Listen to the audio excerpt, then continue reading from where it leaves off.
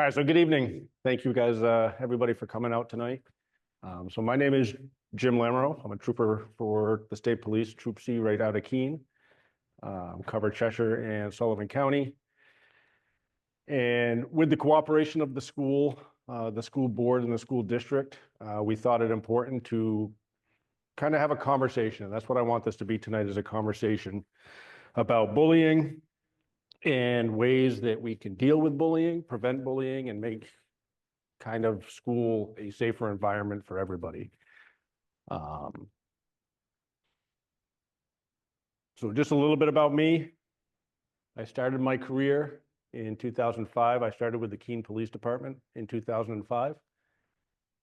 While with Keene, I worked road patrol from 2005 until 2014, at which point I transitioned over to the school resource officer for Keene High School and spent 2 years as the SRO there.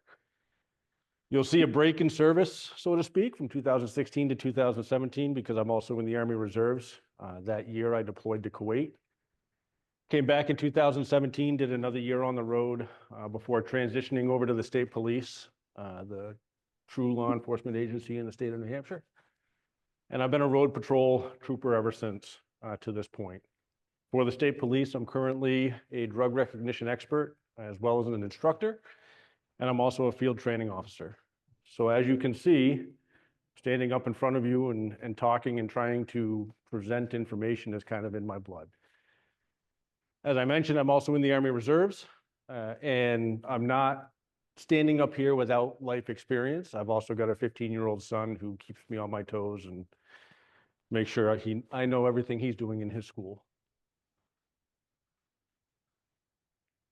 So what I wanted to get out of this tonight, I'm not going to read off the slide. Bottom line up front, I wanted to create a conversation, right? I wanted to have a conversation between youth, adults, law enforcement, where we fit into the picture, the school board. And if you noticed as you came in the door here, there's several resources out in the lobby here that can also assist when we talk about bullying and how we're going to address the issue. We'll talk about bullying in and of itself, what bullying is, how to recognize bullying, and then we'll also talk a little bit about how we as parents, administrators, teachers, adults, and kids can intervene and sort of prevent bullying from continuing. We'll also discuss if our students or children are being bullied, what we can do to identify that and potentially prevent that from continuing on moving forward. I'm standing up here as a New Hampshire State Trooper, but I want to make it abundantly clear that this is a team effort, right? This isn't the law enforcement in New Hampshire taking a stand against bullying and we're just going to hammer everybody for doing it. I brought this presentation to Dr. Edmonds, requested to do this presentation in conjunction and with the support of the school, because the school community, the school administrators, the school board, the parents, the students, and the law enforcement all need to work together as a team if we're going to put a stop to any sort of bullying. All right. All right. So that being said, this was just released, I think within the last month or so, but this is the problem. All right, bullying, this is what we're looking at for bullying in the years past. And I'll draw your attention to kind of last year, 23-24, 1,866 reports of bullying occurred in the state of New Hampshire. So if you do the math, which I'm not really good at, so I had to use a calculator earlier today, that's slightly more than 10 reports of bullying a day somewhere in the state of New Hampshire. 10 reports a day for every school day of the year, right? So that's a problem. That's also just the reported events. I can tell you just today, I was informed of an incident at a school down in Cheshire where it didn't get reported to the administration. It got reported to their parent, and the parent mentioned it to me. But that's an unreported incident. So if there's 10 reports a day, how many are going unreported in the state of New Hampshire? And that's where we need to start kind of looking at ourselves, and we need to take a stand and prevent some of this from continuing on.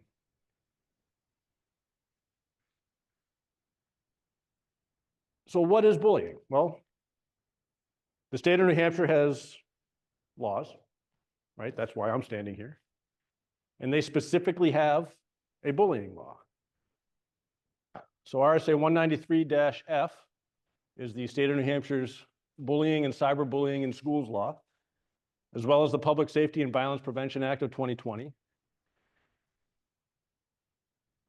But I'm going to stand here and tell you today that from a law enforcement standpoint,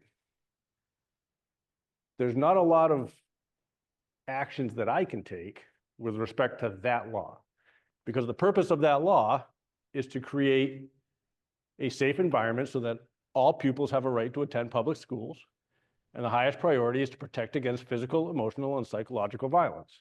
That's the purpose of the law. It doesn't give me any leeway to say I can take action, right? It doesn't tell me what I can do as a law enforcement officer. It says we need to work together to create that safe environment for our pupils to go to school and earn an education. There are laws that I can take action, right? That certainly fall into the world of bullying. Harassment. If students are harassing one another, can be considered bullying. Assaults, damaging property, threatening one another, or just acting in a disorderly manner can all be addressed by law enforcement. But what does that mean? We're talking about children. We're talking about juveniles. We're talking about youth, right? Do we really want to put our youth in jail? Probably not, right? We want to educate them. We want to transform them. So without getting into too much detail, the juvenile system is very challenging, right? There's certain things that we can do in law enforcement and certain things that the school can do with regards to JV petitions and CHINJ reports. But the bottom line is this flow chart is very confusing. What's not in this flow chart is the diversion program. And that's what the juvenile system in the state of New Hampshire has gone to at this point. It's a needs assessment-based diversion program. So what does that mean? If we have an incident, we would basically write a report, and then we would forward that off to the diversion system, and they would determine whether or not an assessment would need to be done on the student, and if an assessment is to be done, whether or not they qualify for diversion. That's all because we're looking to rehabilitate some of these kids, right?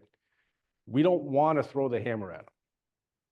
We want them to understand that their actions cause reactions. We want them to understand that their actions have repercussions, and we want them to be better human beings, is what we want to come out of this.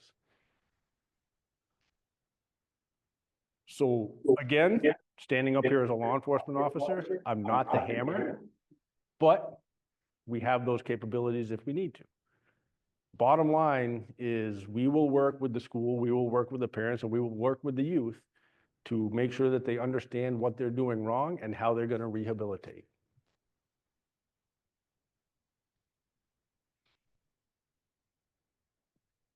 So I'll give you a second to kind of read that because I don't want to read it off the screen. But this is the New Hampshire statutes definition of bullying right out of that 193-F statute.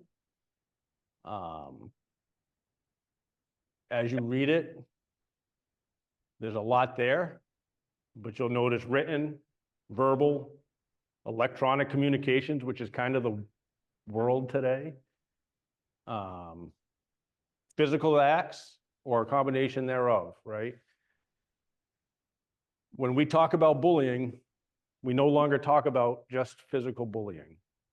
We're no longer talking about just the student making fun of another student, or a student pushing another student, or a student just making other students feel bad about themselves. We're talking about online, Facebook, Instagram, WhatsApp, Snapchat, the most dreaded app in the world. Just regular texting, phone calls, messages. Technology has given us more problems than we need to deal with. But that's what we need to be looking at as adults and as students, of where some of this behavior is taking place. Does anybody need this up anymore? Good. So what are the different types of bullying? You've got physical bullying, kind of self-explanatory. Verbal bullying, name calling, making just offensive remarks. It doesn't even have to be directed at somebody specifically. If you're making offensive remarks in a gathering and somebody takes offense to it, that can be considered bullying. Indirect bullying, the spreading of rumors, excluding people, ganging up on individuals. And then, as I just talked about, cyberbullying is kind of the big one. The flow chart didn't really show that, but a lot of cyberbullying, because everybody likes to hide behind the keyboard, right? Can't call me out on it if you can't see me.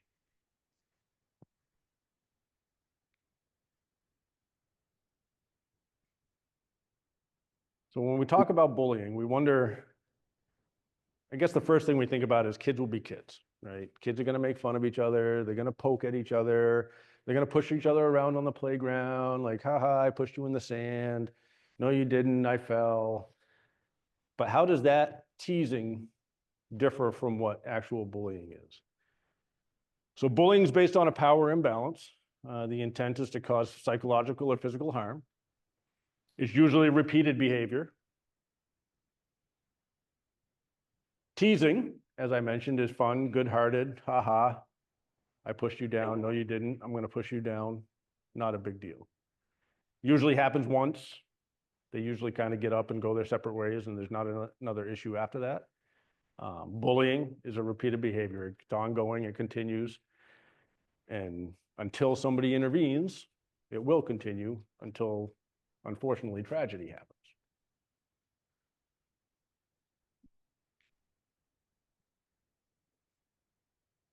So we ask ourselves, how many children are typically involved in bullying?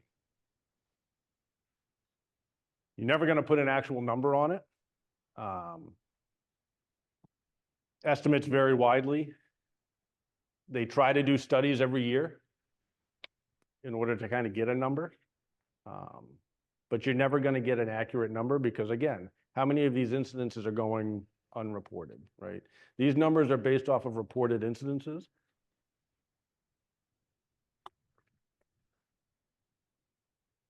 So unfortunately, the numbers are probably higher. But almost 37% of female students have been victim of online harassment. Kind of scary, right? Talking more than a third of our female students are being harassed online.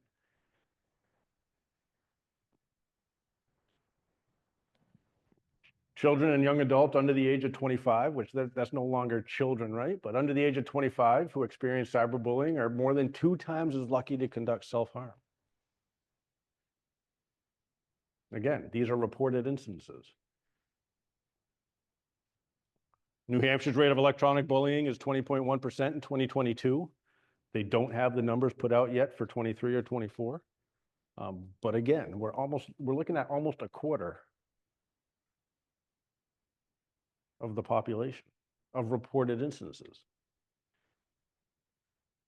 So what psychological impacts are they having on female victims of cyberbullying? Well, 66% report that they feel powerless. 63% lose sleep. And 61% have lower self-esteem.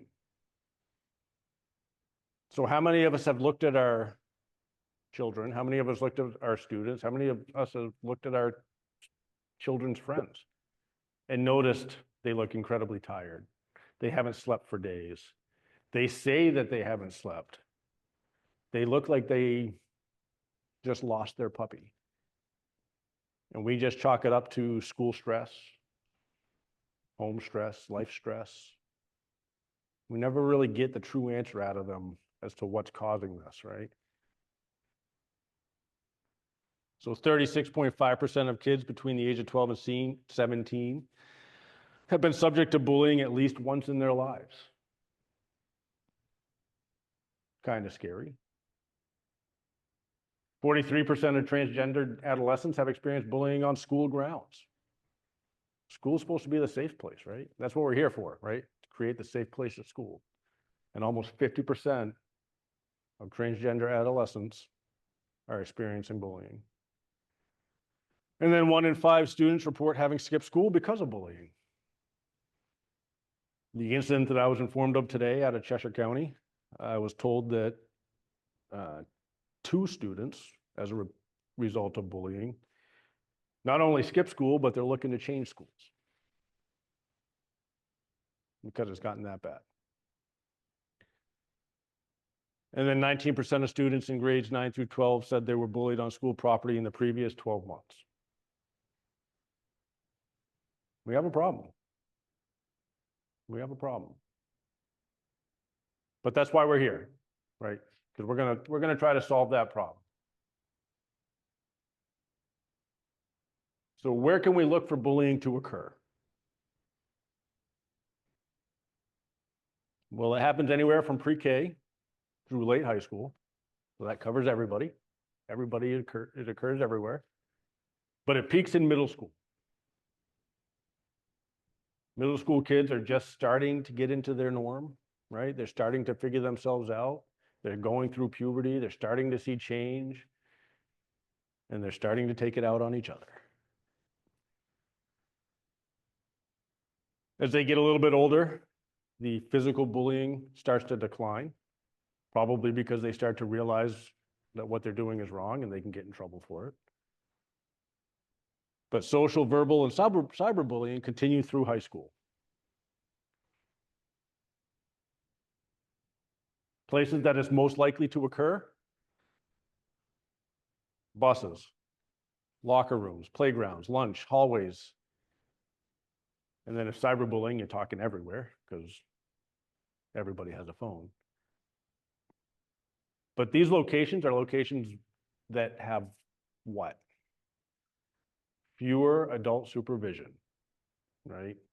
There's less adults to get in the way of me doing my bullying thing.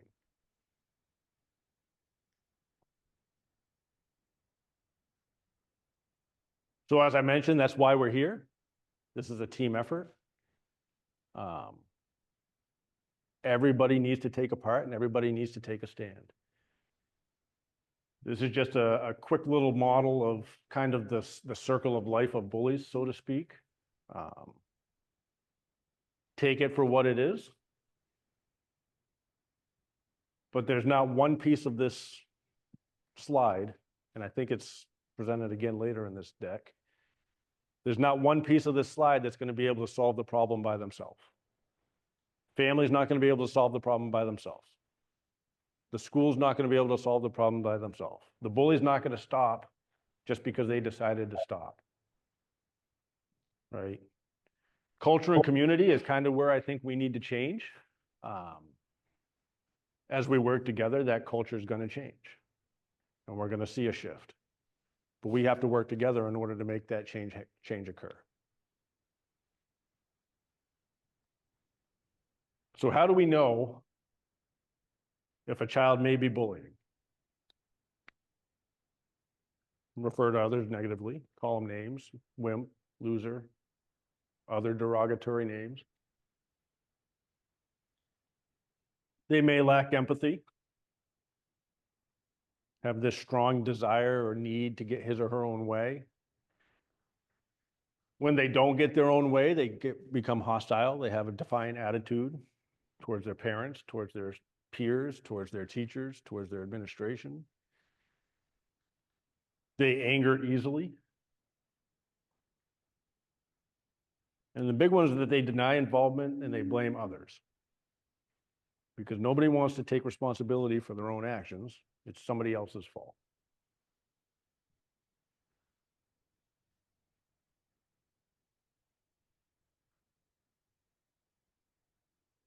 So you take those actions, you take those characteristics of the bully, and now let's look at what the characteristics are of those who are bullied, or potential characteristics of those who are bullied.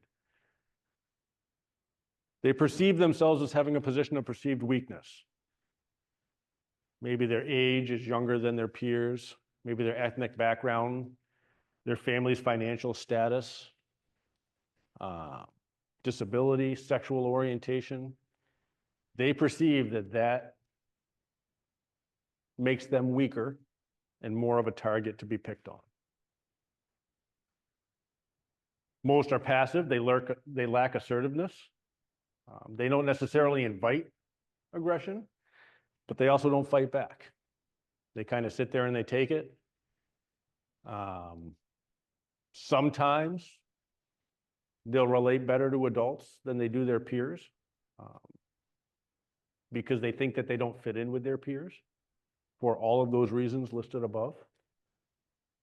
And adults tend to be the safe spot sometimes for kids to go to and have a talk, right? And then fewer provoke others, right? So victims of bullying tend to not provoke other victims.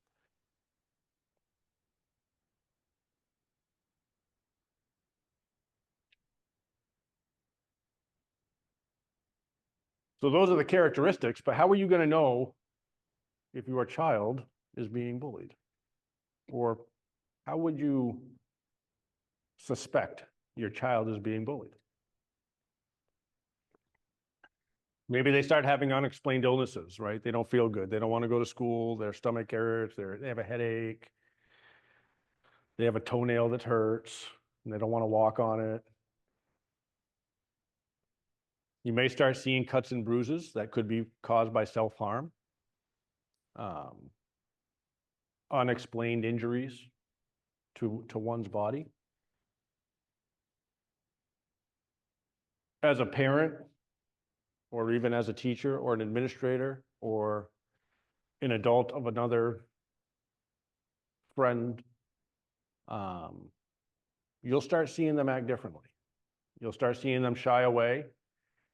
You'll start seeing them start to get anxious in large gatherings. You'll see them get anxious around certain individuals.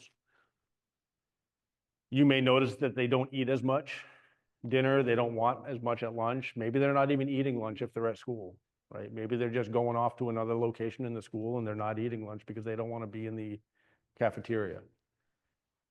As we mentioned, they probably aren't sleeping well, seem moodier and easily upset. And as I mentioned before, they may not want to go to school or be in any sort of social situations, right? So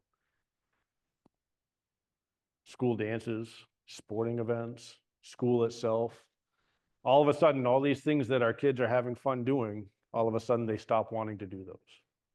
They don't want to go hang out with their friends. They don't want to go hang out with their peers. That should be causing a red flag. That should be causing a light bulb to go off in our head to say, what is going on?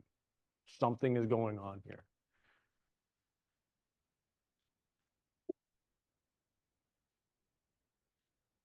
So some consequences of bullying, a lot of the same. Emotional distress. You're going to notice the emotional distress. They're going to feel lonely, like their peers don't want them around. They're going to want to avoid school, as we just talked about. They're going to have increased anxiety, possible depression, self-harm, lower self-esteem. And unfortunately, if we don't address the problem, in some cases, you'll find that they may respond with extreme violence. I don't have the statistic right off the top of my head. I happened to find it last night and then forgot to look it up again today. but there's a relatively high, and I want to say up in the 70 percentile-ish range, that of all of the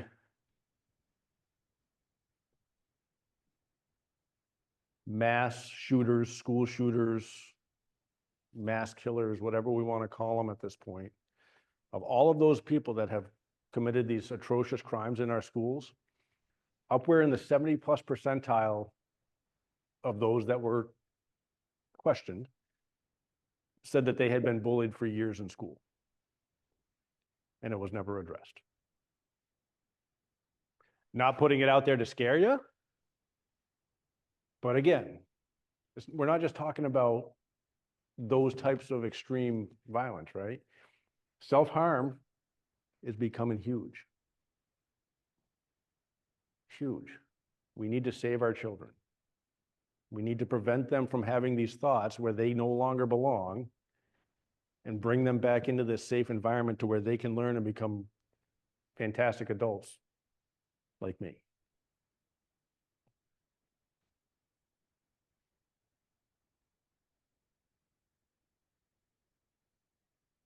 So there's a couple of different things that we can do, right? We can categorize ourselves in a couple of different categories. You've got your bullies, you've got your victims, and then you've got your bystanders. Who's ever thought of the bystanders as being a part of bullying prevention? Unfortunately, our peers see upwards of 85% of the bullying that's occurring in our schools. I mean, just look at Fall Mountain. There's like 4 hallways. You can't not see it happening, right? Like you're gonna see it happening. Most of the time, peers will join in. It's a cool thing to do, right? Oh yeah, Johnny Smith is picking on Matt again today, so I'm gonna go over and I'm gonna pick on him too. Some will ignore it. They'll just walk right by and be like, yeah, whatever. Everyday thing, not a big deal. Happens to Johnny every day. He's just dealing with it.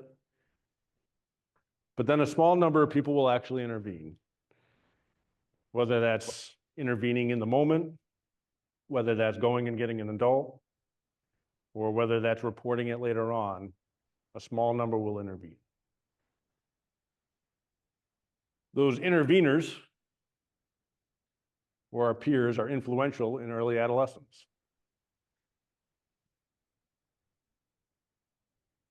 Bullying has a higher social status in groups, right? Because they think it's more powerful, right? So you get your groups and all of a sudden this guy who's making fun of everybody, I don't want to get on his bad side. I don't want to get on the side where he starts bullying me. So that bully has now just become the highest person in that group, has the most control. Adolescents will seek out peers who just display more independent, aggressive, as opposed to more adult-like conforming behaviors. Because we don't want to grow up yet, right? We want to stay kids forever. Toys R Us kids. Anybody remember that? Or am I too old? And then there's a culture of silence.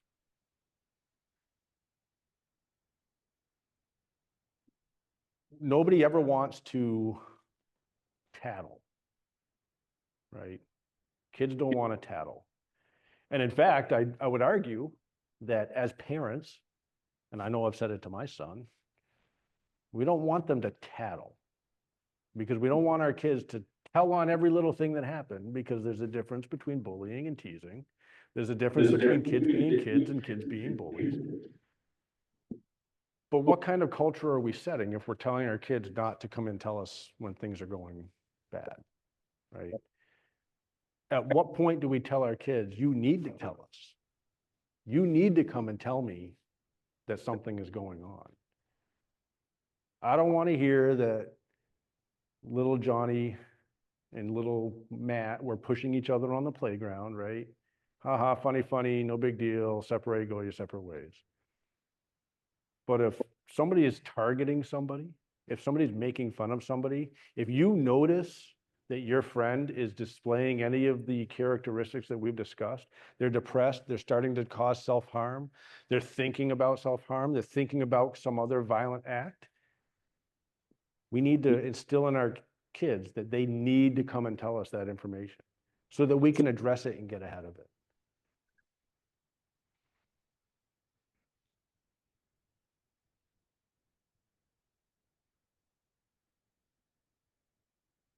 Bullying in the school environment is kind of a touchy subject. As I mentioned at the beginning of this, we're here as a team, right? I'm here representing law enforcement.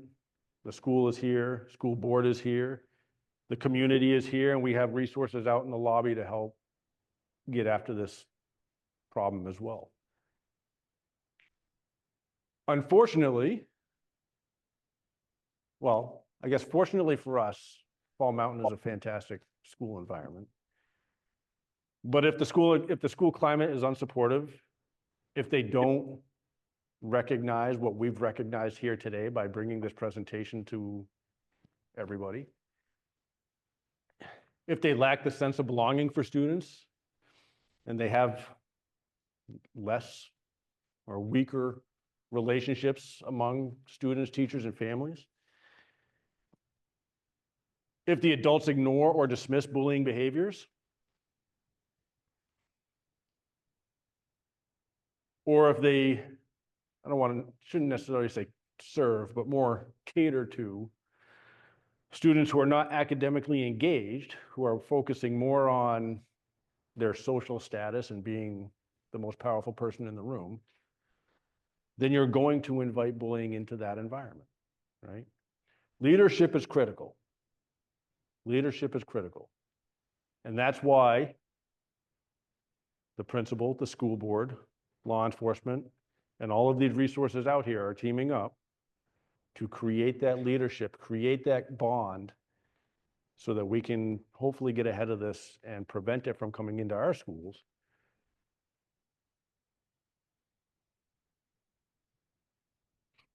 Oftentimes, school staff does not get involved.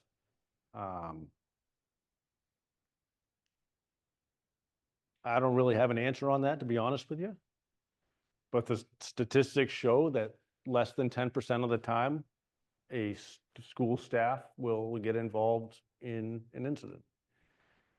I can tell you from my SRO school or SRO days over at Keene High,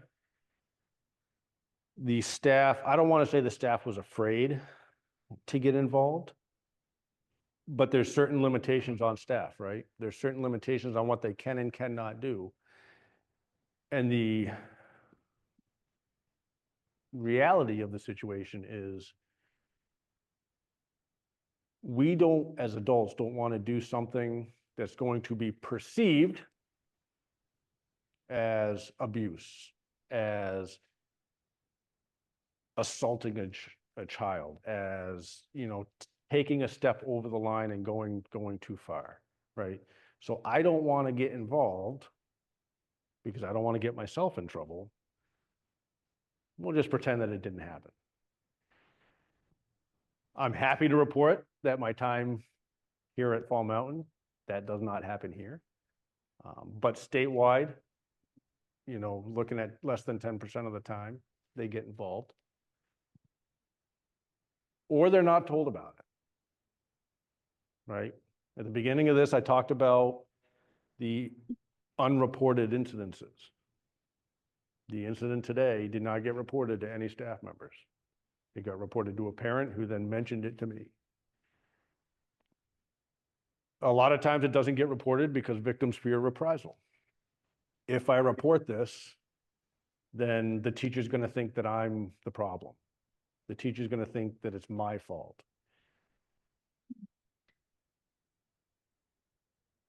We need to change that thought process. We need to make sure that our students know that they can come to us as adults, they can come to us as teachers. We want to create that warmth and positive feedback in order to create greater peer acceptance. If we can create greater peer acceptance, then hopefully more of these incidences will get reported. which will limit incidences, because if bullies know that they're being reported, then why would they continue bullying?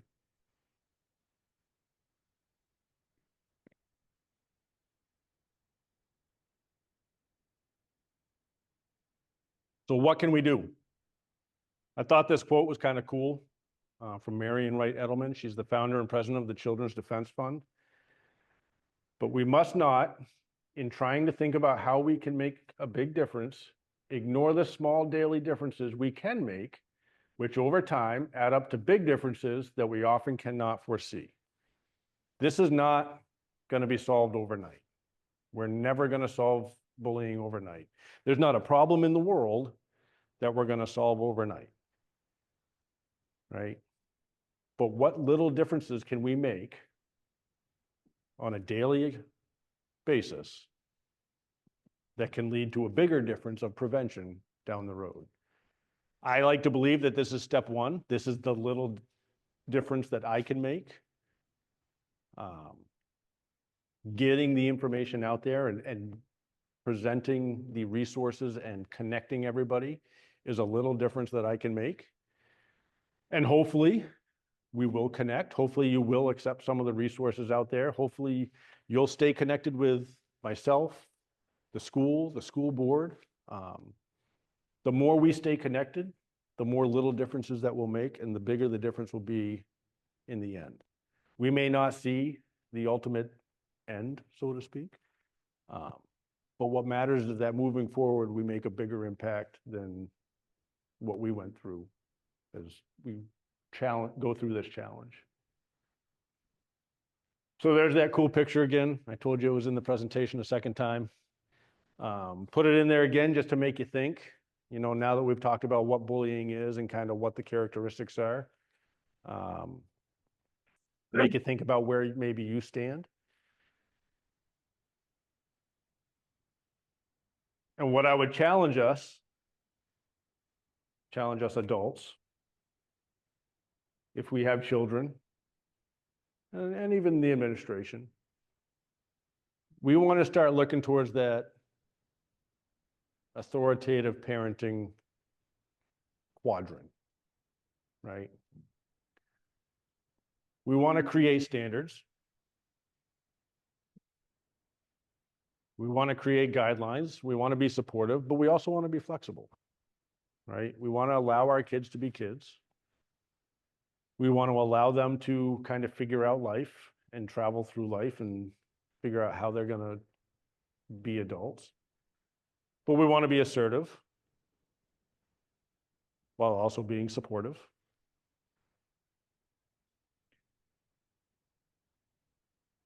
Kind of sounds like a hard job. How do I support my kid while also being assertive? How do I support their decisions if I don't necessarily agree with their decisions, right? I can't answer that for you. I really can't answer that. Everybody parents a different way. But what I would challenge you is to look at that quadrant and even look at the authoritarian quadrant and pick out a few of those words and start to challenge yourself to be those words on a daily basis. And when something does come up, whether it's something good, whether it's something bad, or whether it's something indifferent, if your child brings information to you, think about these words and how you're going to address it, right? Don't just go right after them because they came home with an F on their report card, right? Don't just go right after them and tell them that they're the greatest athlete in the world because they sunk a three-pointer. Look at these words and think about how you're going to react when your child comes to you with an issue.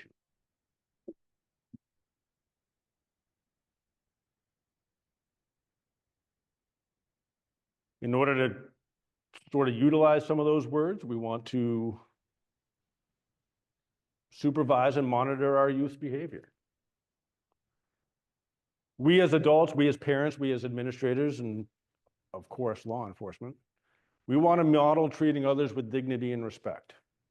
How can I expect a student? How can I expect my child? How can I expect a juvenile in which I'm interacting with as a police officer to treat others with dignity and respect if I can't even do it myself? If I'm not modeling that behavior, I'm just adding to the problem. We want to watch and listen in social interactions. You're going to hear things before you see things. It's going to make your ears perk up. You're going to turn your head and you're going to try to figure out what exactly is going on. And then we want to have high expectations for our youth.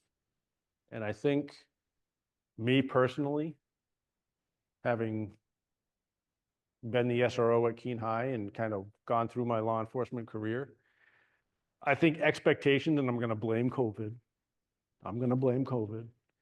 But expectations of our youth have really declined over the years, right? We've kind of gone to this, everybody gets a trophy for just competing or participating.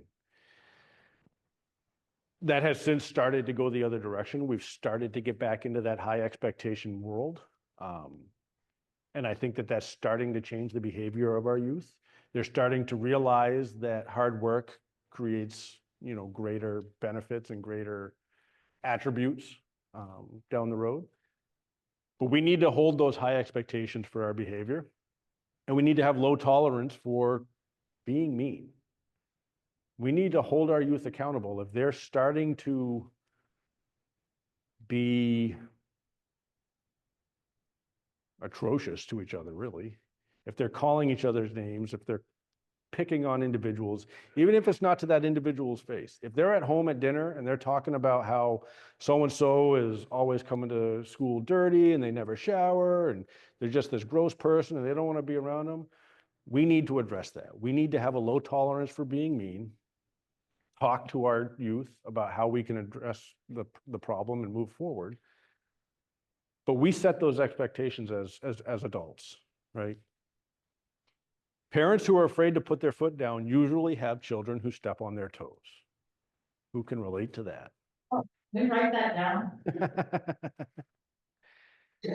If we don't put our foot down, if we just let our children walk all over us, our toes are going to hurt.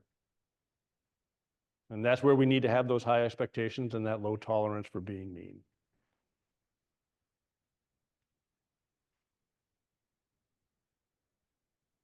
So one of the hardest things to do as adults, as parents, as administrators, not so much, I don't really talk about it because by the time it comes to me, it's probably beyond talking.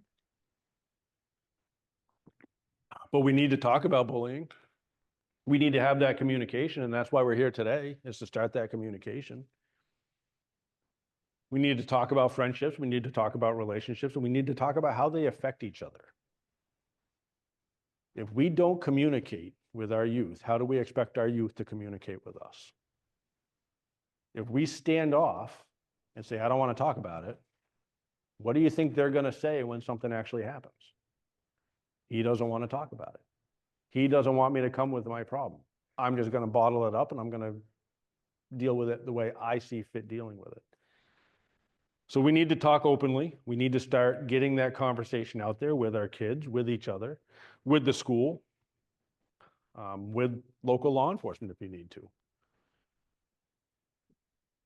If you're having trouble talking about it or having trouble finding a way to talk about it, there are fantastic books out there that you can pull together and sit down and have a little read session.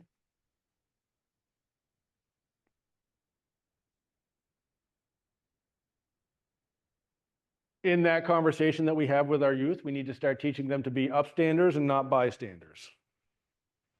Bystanders are those that just stand there and watch it happen and don't really necessarily take action. Upstanders are those that don't join in and they speak up if it's safe to do so. Upstanders tend to band together as a group, and when they band together, they become a stronger entity towards that bully. They tell an adult what's going on. I talked about earlier We don't want our kids to tattle, but we want them to come and tell us what's going on. Tattling is oftentimes considered telling an adult to get somebody in trouble, where telling an adult about a situation is an individual trying to change the behavior that they're observing. If I come and tell an adult something is going on, then hopefully that adult will intervene and change that behavior. Not trying to get anybody in trouble. I'm just trying to change that culture.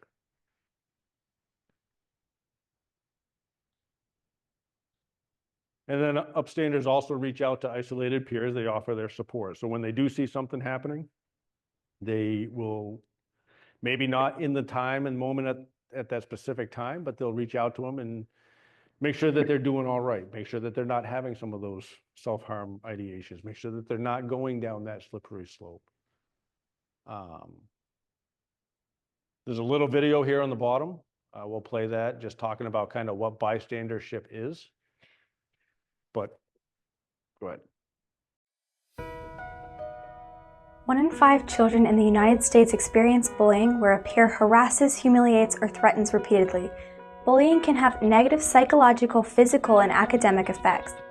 It can contribute to depression, anxiety, low self-esteem, and it can be isolating. Most kids are not directly involved in bullying. They are a witness or a bystander to bullying. Sometimes bystanders get roped into reinforcing the bullying. This can make the situation worse and more traumatic. However, if a bystander becomes an upstander, then something really cool happens. When bystanders to bullying intervene, bullying stops within 10 seconds 57% of the time. Think about it, if bystanders became upstanders every time there was a bullying incident, more than half of all kids would be spared a prolonged harmful experience, and they would feel the support of a peer. Kids with strong leadership qualities and who are self-assured are more likely to be on the defender role, so you are really like a peer superhero when you become an upstander. There are a number of ways you can shift the negative focus of bullying. Change the subject, interrupt, question behavior, use humor to lighten up a serious situation, embrace your differences, report bullying and block cyberbullying, protect others and show kindness and empathy, and include others in what you are doing. Every time you stand up and stick up for others, you are making a positive difference and helping a peer who may really need a friend. To learn more about bullying prevention, visit stopbullying.gov.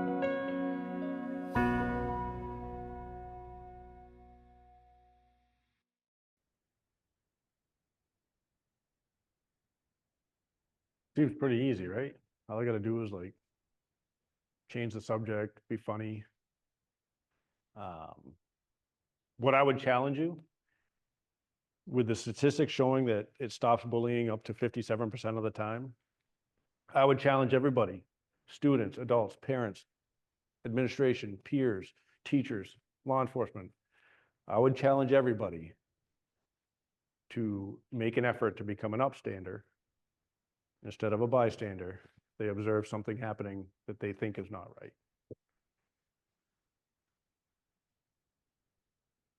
Cyberbullying. This one's crazy.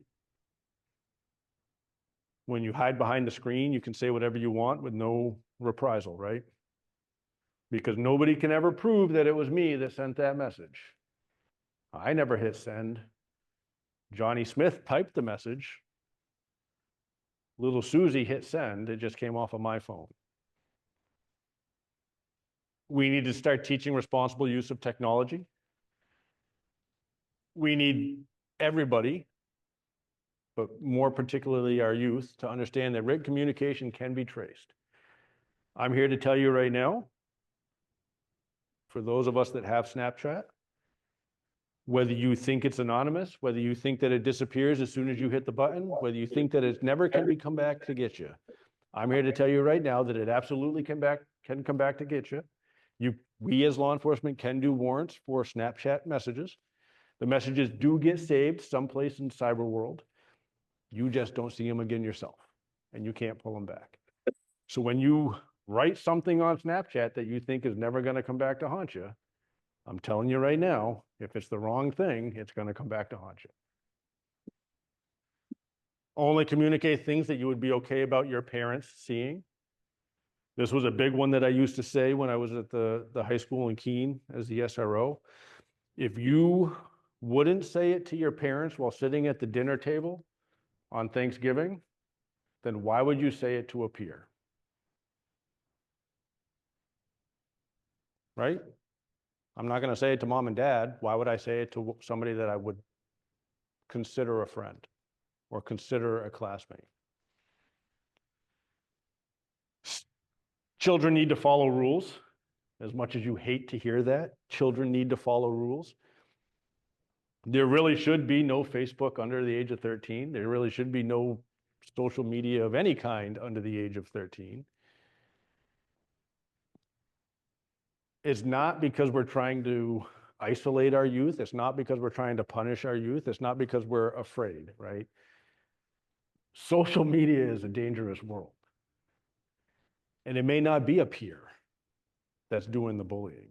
It may be an anonymous individual who's on the same social media platform, whose sole purpose in life is to bully young kids and see if he can get them to do the unthinkable, or she.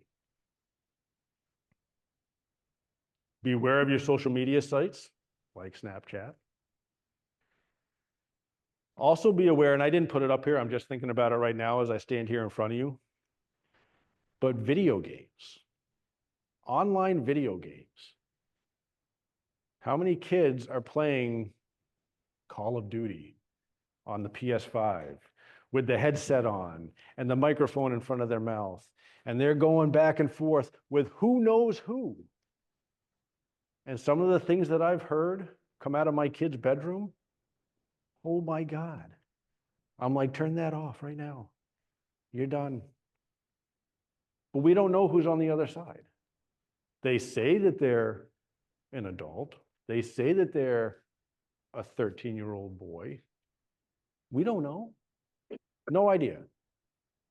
But they know exactly what they're doing, and they know exactly what they're getting into. And we need to be aware of that. As parents and as kids, we need to be aware of the dangers of the social media and online gaming. The bottom one I have a really hard time with myself. I oftentimes lose my off switch because when I see something that I don't necessarily like, my first instinct is to respond. I've successfully learned in my career that you can type out that text message, you can type out that email, and then you can put that phone down and you can walk away. And when you come back to that message, you hit delete real quick because you realize that what you were about to say, you didn't really want to say. You were just mad. And responding in anger does nothing but make you the same type of bully as the person that sent the message. So if we can find our off switch, if we can use our off switch to kind of put the phone down, walk away for a little while and not respond, that too will stop the incidences from happening. Because when you don't respond, guess what the other person doesn't do? They don't send another message because they didn't get the reaction that they were looking for.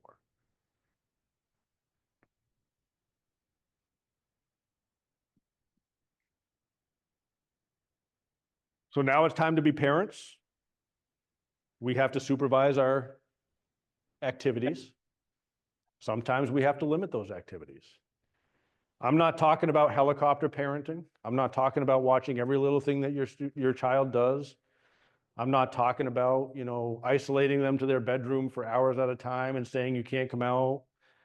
I'm talking about supervising.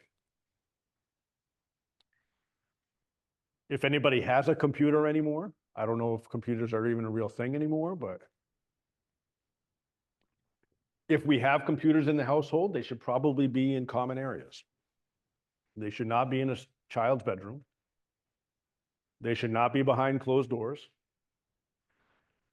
If it's the child's computer, there's absolutely, and all of the kids in here today, and all of the kids out there is absolutely zero reason why parents do not know the password to their child's phone, computer, or any social media website that they are a part of. And parents, I'm going to challenge you that if you don't know your kid's password to any one of those things, then they need to get rid of it. Because things are happening on there that they don't want you to know about. And that's when bad things happen. If kids, children, students do have Facebook, Instagram, or Snapchat, parents, you need to be friends with them. You're not being friends so that you can spy on them. You're not being friends so that you can like embarrass them in front of their, group of peers. You're being friends with them so that you can monitor the activity that's happening on their accounts. You can see the messages and the comments that are being posted on their accounts. They may not think it's a bad comment. But we as parents have that life experience to where we can see things going south faster and we can get ahead of it and we can intervene.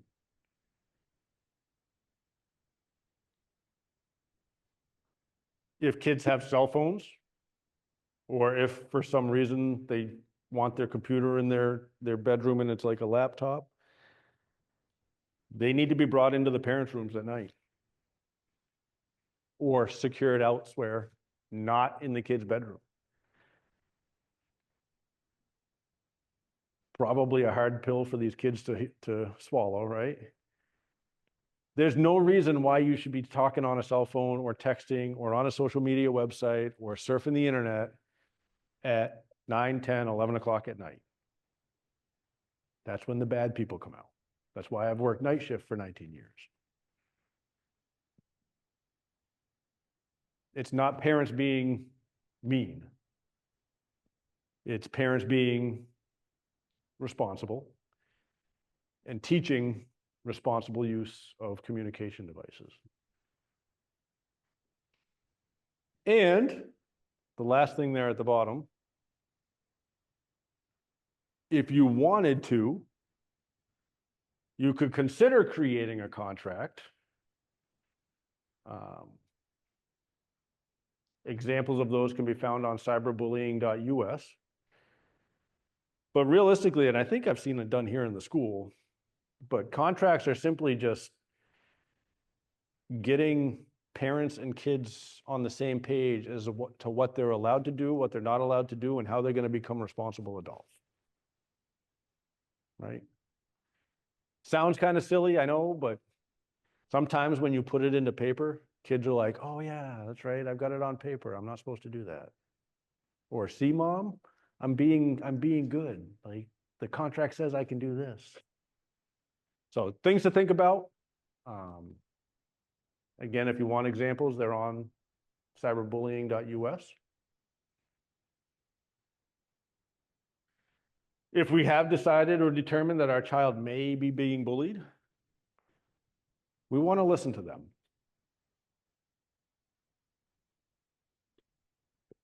And when I say listen to them, I mean, let them tell you what's going on. Don't say anything. Ask them what's going on.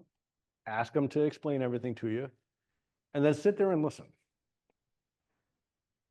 Sometimes we as adults have a hard time doing that because when we hear something bad is happening to our children, the first thing we want to do is stop them in their tracks and tell them, I'm going to fix this.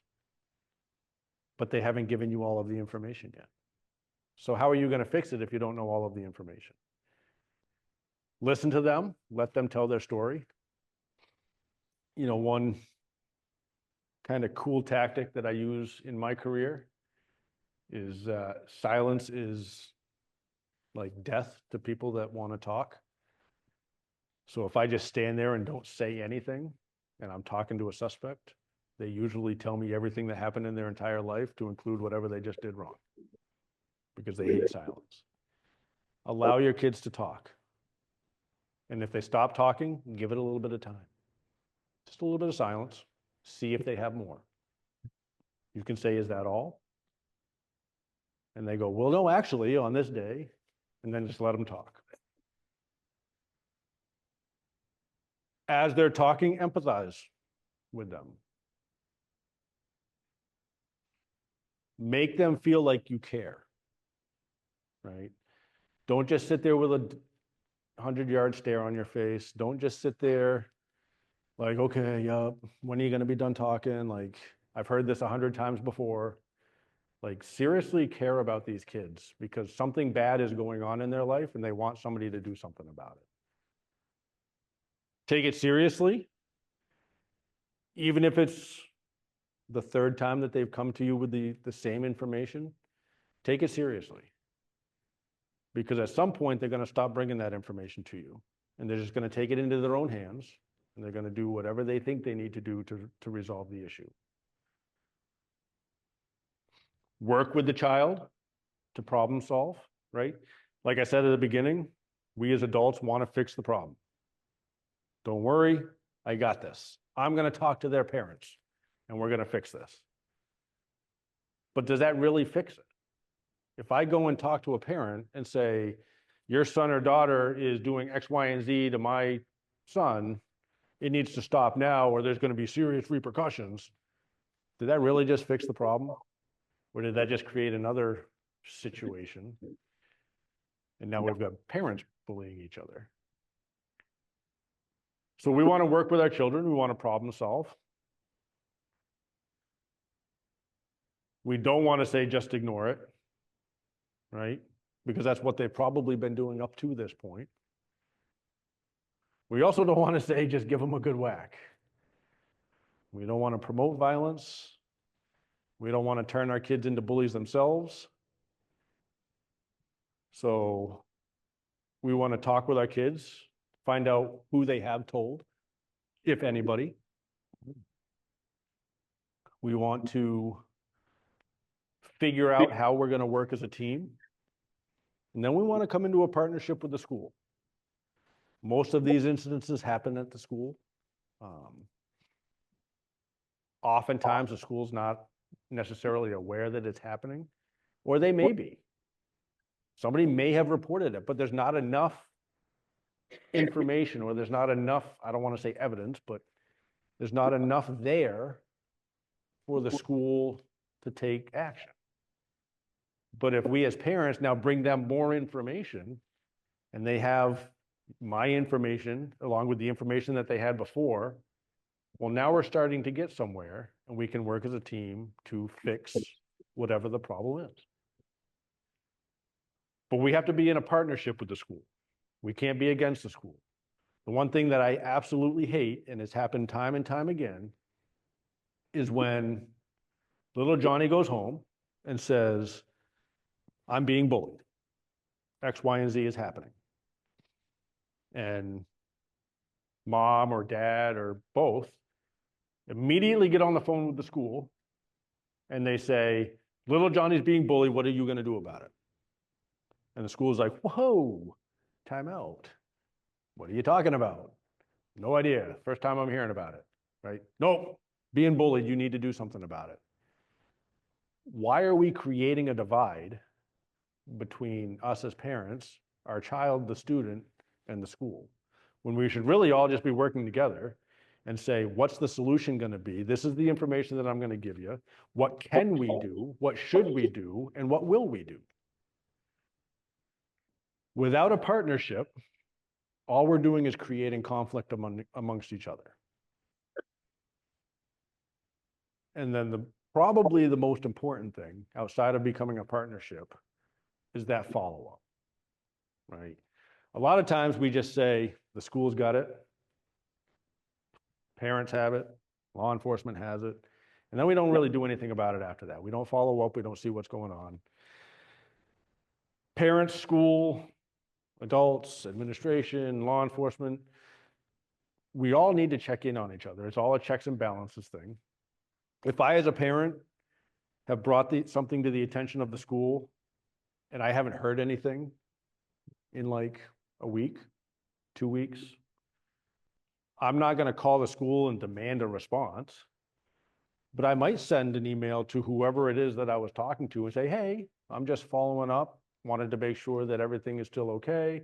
I haven't gotten any more reports from little Johnny, but I just wanted to know, is everything good in school? Are you seeing anything, or are we on the mend? Everybody gets busy. We as adults have jobs, we work 72 hours a week.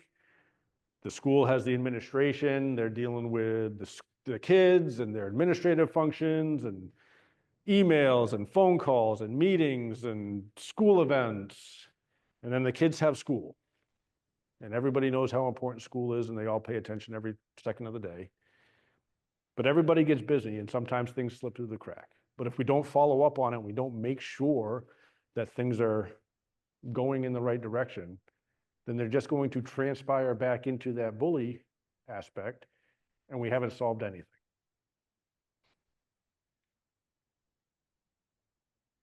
And with that, another video about a young boy where I don't think follow-up was really followed. We'll just let it play.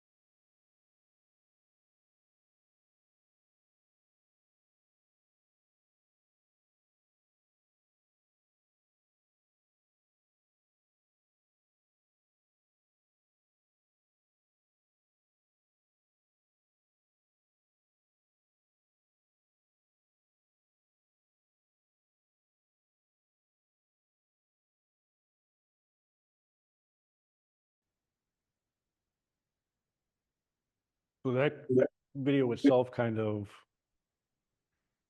encompasses it all. You know, what our youth experience or can experience on a daily basis.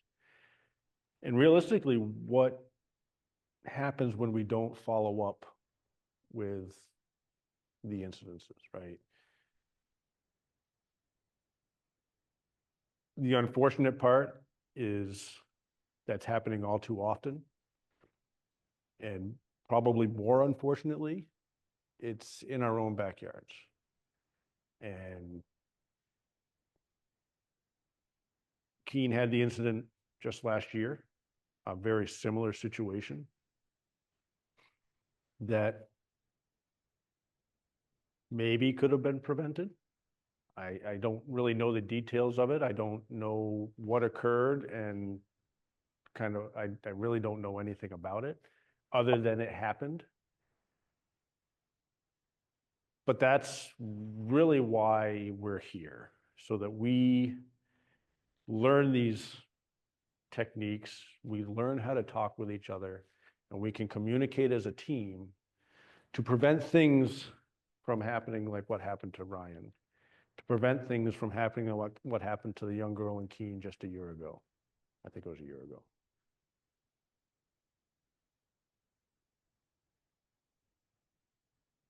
If your child is bullying others, then we need to address that as well. We need to focus on the behavior and not the child as an individual. Right? Oftentimes we will tell kids that they're bad. Don't do that because it's bad. You are bad for doing that. But is the child really the bad part of that equation? Is it really the child that's negative? Or is it the action that maybe they're repeating? Maybe they saw it online. Maybe they saw it on a TV show. Maybe they're playing video games they shouldn't be playing and they saw it in the video game and they're just emulating that action. So shouldn't we be saying the action is bad? We don't want you to repeat that action. You're a good kid. You're going to grow up to be a great adult if you don't do this action on a repeated basis. We want to explain to them why it's bad, why it's negative behavior, why it's not appropriate for our society. We don't want to just say, don't do it. Because what's the first thing a kid's going to do when their parent says, don't do it? As soon as the parent turns their back, they're going to do it. Because mom and dad said no. But if we explain to them, if they understand the reasons why they shouldn't do it, then they're more likely not to do it because they understand. We want to work with the school and our local resources that are out in the lobby here to increase empathy and perspective taking. We want to teach problem-solving skills to manage those emotions. We want to restructure cognitive problematic attributions, all right? We don't want to hear he deserved it. We don't want to hear now they know who's in charge. But then we can also assess for other problems. Drugs, alcohol, self-harm. Sometimes the root cause of bullies can also be the effect of being bullied, right? So if I'm young 13-year-old Jim at Keene Middle School and I've been getting bullied for a little while and I get fed up with it and say, you know what? I know mom and dad have an unlocked liquor cabinet. I'm just going to start drinking. And then I go, you know what? I know how I felt, but I want to gain the power now. So now I'm going to go start and I'm going to be 10 times worse. I'm not just going to make fun of people. I'm going to wail on them. You know, I'm going to start beating people up. They're going to know who's in charge. We need to get ahead of that.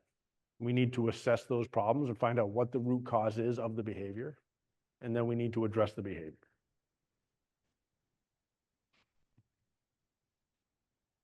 As I mentioned before, once again, we need to work with the schools. We need to keep our emotions in check. We need to avoid blaming or placing blame on just the school, right? It's not really any individual person's fault that bullying occurs, right? I'm going to stand here and tell you it's not even the individual's fault that they are being the bully. There's cause and effect to everything, and everything leads into what's happening in our schools. If we just start putting blame on each other, then we're no better than the bullies bullying everybody else, right? So when you contact the school, like I said, explain the situation, explain the effects that it's having on your child or the concerns that your child has. Express your desire to work with the school, because the school certainly desires to work with us as parents. You know, find out what you can do to help. And then that big finishing is follow up.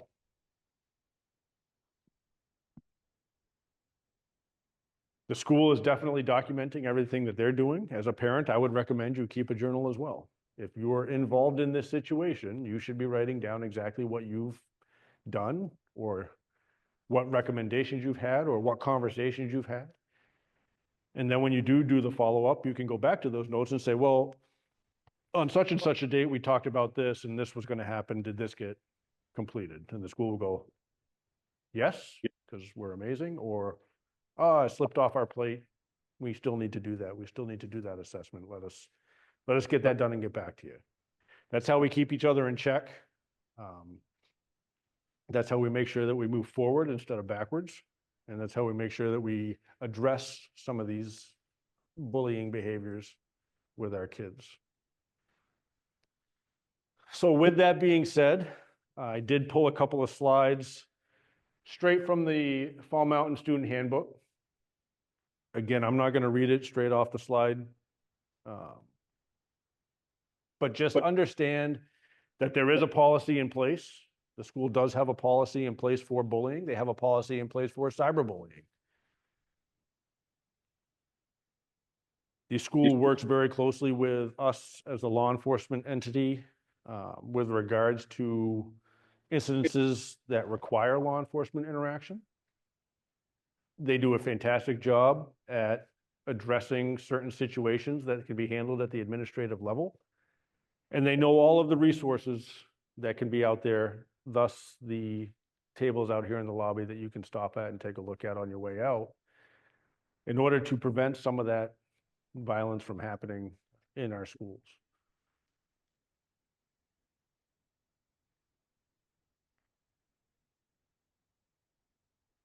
The school board has also put out a policy on bullying. I'm sure that if you want the full statement from the school board, it can certainly be forwarded off to you.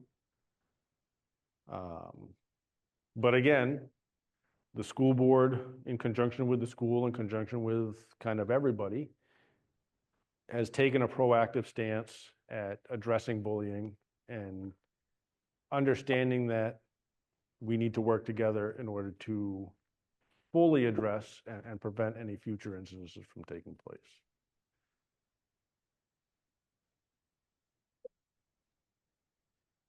So if you are looking for some resources, whether it be for bullying, whether it be for suicidal ideations, whether it be for peer support, whether it be for anxiety, there's certainly resources out there. I highly recommend, if you want some of these resources, there's a handout that I left out in the lobby as well. Some of these resources are on that handout. If for some reason you forget the resources, you can reach me at Troop C anytime, and I can certainly get them to you. But we need to protect ourselves. We need to protect our kids, and we can't do it alone. You know, sometimes things are just too big for us as individuals, and we need support, and we need professionals to help us get us through some of the toughest of times. So please take a look at the resources. Please stop at the tables on the way out and have a conversation about what resources can be offered to you, and accept the help when the help is needed, because our children are the most important part of this whole ordeal.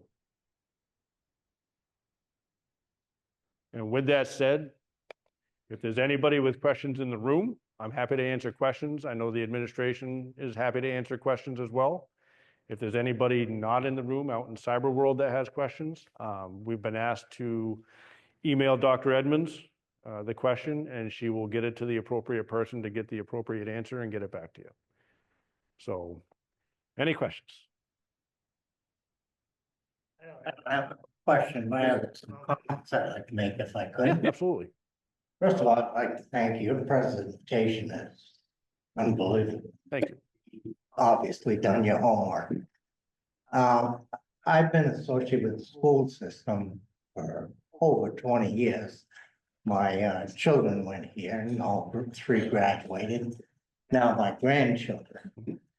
And the thing that intrigued me the most, I mean, everything in there, as far as I'm concerned and what I know about it, you're 100% on. The thing that I'm mostly concerned with is over 20 years in the system here, I built a team, Mhm. whether it's with the IEP program, parent teachers conferences, you always have a team. Mhm.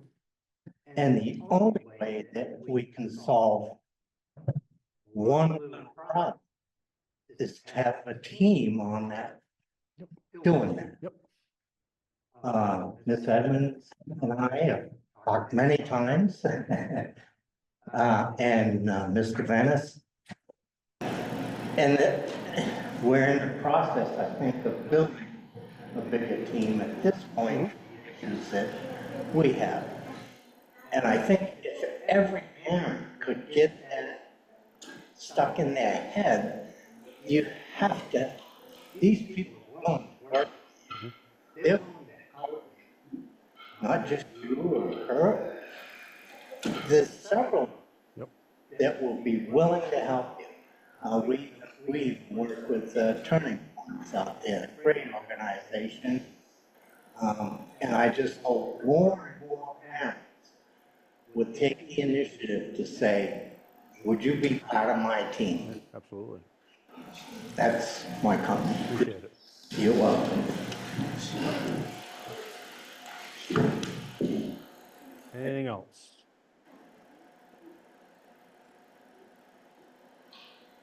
All right. Well, thank you for coming. If you do have a question that you didn't want to ask in the group and you want to ask individually, I'll be up here for a little while, but thank you for coming. And Anybody can email me and I can send it wherever it needs to go, to whichever administrator or whatever. have a great night.